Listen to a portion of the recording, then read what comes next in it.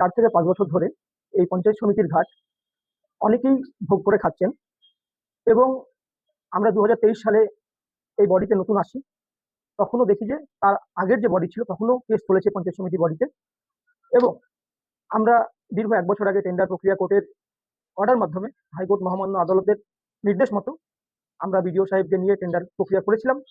কিন্তু এই টেন্ডার প্রক্রিয়াতে কোনো এক থার্ড পার্টি পুনরায় টেন্ডার প্রক্রিয়া ভুল আছে বলে কেস করে, সেই জন্য ওটা স্টে করা হাইকোর্ট মহামান্য আদালত স্টে করে।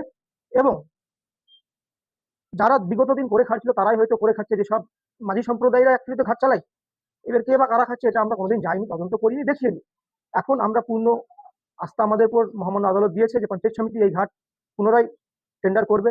আমাদের বডি আছে, এটা তো আর এমনি এমনি টেন্ডার হবে না, এটার জন্য একটা চিঠি করতে হবে, আমাদের বিডিও সাহেবকে একটা মিটিং ডাকবেন, মিটিং এর সিদ্ধান্ত হবে, তারপরে আমরা পুনরায় টেন্ডার করবো। কে বা কারা টাকা তুলছে এটা আমাদের জানা নেই।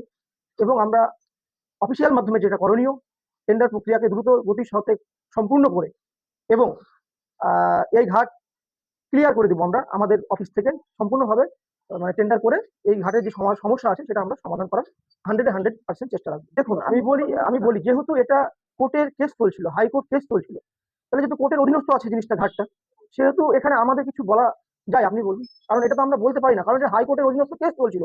রিসেন্ট এটা অর্ডার বেরিয়েছে 2-3 দিন হলো, এবং আপনাদের সংবাদ মাধ্যমে কিছুক্ষণ আমি 1-2 ঘন্টা আগে দেখলাম যে মানে ঘাটে টাকা তোলা হচ্ছে, যেটা বন্ধ হোক, এটা দেখলাম আমি।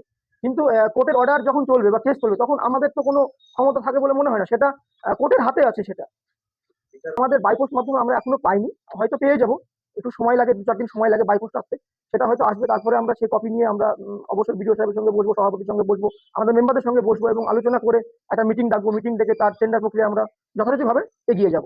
না, এরকম কোনো অভিযোগ আমাদের কাছে আসছে না, সেটা আমাদের জানা নেই। দেখুন কেস চলছিল যেহেতু জানা নেই। আমরা যখন টেন্ডার প্রক্রিয়া করবো অফিস থেকে, তখন যারা এখানে মানে বিডাররা পার্টিসিপেট করবে, যারা পাবে, তখন আমরা জানতে পারবো যে কারা করছে বা কি বৃত্তান্ত। আমার নাম মাহবুব হাসান, দমকল পঞ্চায়েত সমিতি।